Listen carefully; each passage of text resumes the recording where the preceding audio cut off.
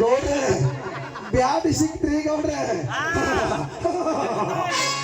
ಮಗ ಇಲ್ಲೇ ಕುಂತ ನೋಡ್ರಿ, ಮಗ ಇಲ್ಲೇ ಕುಂತಾನ.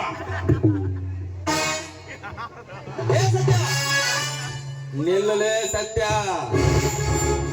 ಈ ನಾಗೇಗೌಡರ ಕಣ್ಣು ತಪ್ಪಿಸಿ ಒಂದು ಉಳ್ಳು ಕಡ್ಡಿಯ ಒಳಗಡದಿ ಊರಲ್ಲಿ ಅಂತದ್ರಲ್ಲಿ ನೀನು ನನ್ನ ಕೈಯಿಂದ ತಪ್ಪಿಸ್ಕೊಳ್ಳೆಯ ಮಗನೇ. ನಿಜ ಹೇಳು, ಆ ಮಕ್ಕಳು ಎಲ್ಲಿ ಅಂದು. ಇಲ್ಲವಾದರೆ ಇಲ್ಲಿಗೆ ತೀರುವುದು ನಿನ್ನ ಭೂಮಿಯ ಋಣ.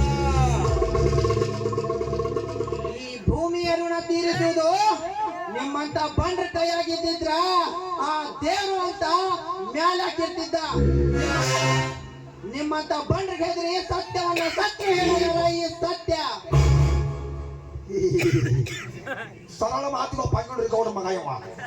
ಈ ನನ್ನ ಮಗನ್ನ ಚೆನ್ನಾಗಿ ಸಸ್ತಾಗಿ ಕತ್ತರಿಸಿ ಮತ್ತು ಚಿತ್ರ ಹಿಂಸ ಪಾತ್ರ ತಾನ ಬಾಯ್ಬಿಡ್ತಾರ ಮಗ, ತಾನ ಬಾಯ್ಬಿಡ್ತಾನೆ.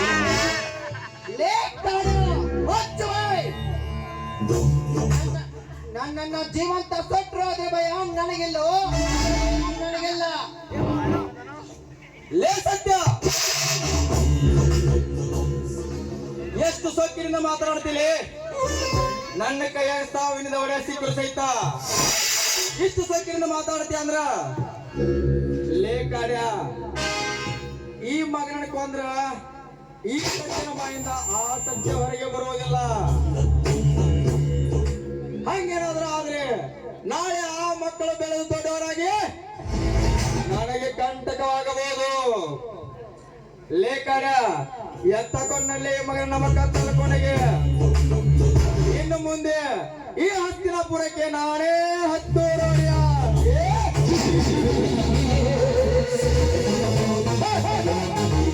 ಗೌಡ್ರ ಕುರಿ ಕಡೆ ಆದ್ರೆ ಮಸಾಲೆ ಇರ್ತಾರನ್ರಿ. ಅಲ್ರಿ ಈ ನನ್ನ ಮಗನ ಒಂದು ಕತ್ತಲ ಕೋಣೆಯಾಗ ಹಾಕಿ ಬೀಗ ತಂದ ಚಡದ್ರೆ ಮಗ ಅಲ್ಲಿ ಕೊಳತ ಬಿದ್ದಿರ್ಬೇಕು. ಇದು ಹೆಂಗಂತೀರಿ? ಇನ್ನೇನಾಗ್ತದೆ ಗೌಡ್ರ? ಹೆಂಗ್ ಮಾಡೋದಂದ್ರ ರೀ, ಊರಿನ ಹತ್ತೂರಿನ ಒಡೆಯರಾಗಿರ್ತಕ್ಕಂಥ ರಾಜಪ್ಪನವರು ಕಾರ್ ಅಪಘಾತದಾಗ ಸತ್ರ ಅಂತ ಸುಳ್ಳೆ ಸುದ್ದಿ ಹಬ್ಬಿಸ್ಬಿಡ್ರಿ. ಅಷ್ಟಕ್ಕೂ ಈ ಡ್ರೈವರ್ ಸತ್ಯ ಆ ಎರಡು ಮಕ್ಕಳು ಹೊಳ್ಯಾವ ತಿಳ್ಕೊಂಡು ಹೋದ್ರಂತ ಹೇಳಿದ್ರ ಆತು. ಎಂತ ಸುಳ್ಳ ಕುಲದಾಗ್ರೆ ಹುಟ್ಟಿದೆ ಮಗನ ಕಾರ್ಯ. ನೋಡ್ ಗೌಡ, ನಿತ್ಯ ತಿರುಗುವ ಈ ಜೀವನ ಚಕ್ರದ ತಾಳ ತಪ್ಪಿ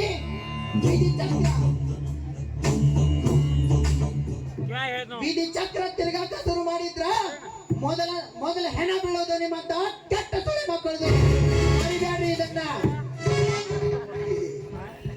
ಇದು ಸರಳ ಹೇಳಲಿಕ್ಕೆ ಕೇಳುವಂತ ಗಡಿ ಅಲ್ರಿ.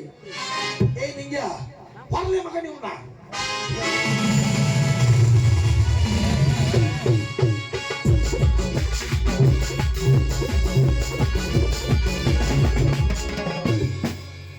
ನಮ್ಮ ಗೌರು ಇನ್ನು ಮುಂದೆ ಹತ್ತೂರಿಗೆ ಬಡ್ರಿ ಆದ್ರೆ ಇನ್ನು ಹತ್ತೂರು ಬಡ್ರಾಗಿರ್ತಕ್ಕಂಥ ಗೌಡ್ರಿಗೆ